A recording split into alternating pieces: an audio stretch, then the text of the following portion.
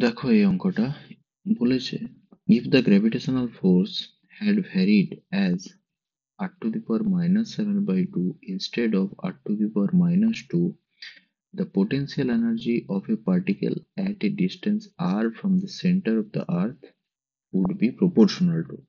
তাহলে কার সাথে প্রপোর্শনাল হবে?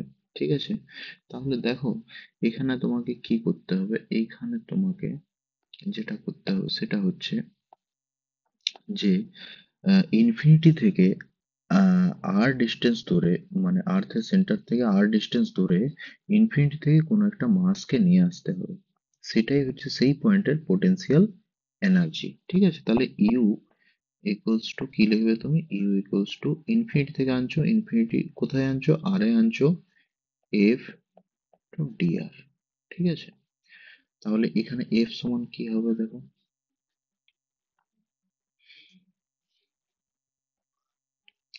এফ এর জায়গায় তুমি লিখতে পারো কে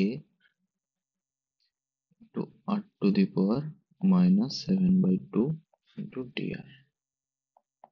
ওকে, তাহলে কে টা কনস্ট্যান্ট বাইরে বেরিয়ে গেল, ইনফিনিটি থেকে আর ডিস্টেন্স আনছো, তাহলে এটা যদি ইন্টিগ্রেশন করো r to the power minus 7 by 2 plus 1 minus 7 by 2 plus 1, upper limit আর, lower limit infinity.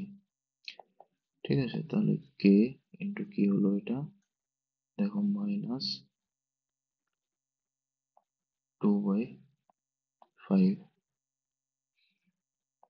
r to the power minus 5/2। ঠিক আছে, তাহলে ইউ ইউ কার সাথে প্রপোর্শনাল হয়ে গেল, ইউ প্রপোর্শনাল হলো আর টু দি পাওয়ার মাইনাস 5/2 এর সাথে প্রপোর্শনাল হলো। তাহলে কোনটা রাইট অ্যান্সার?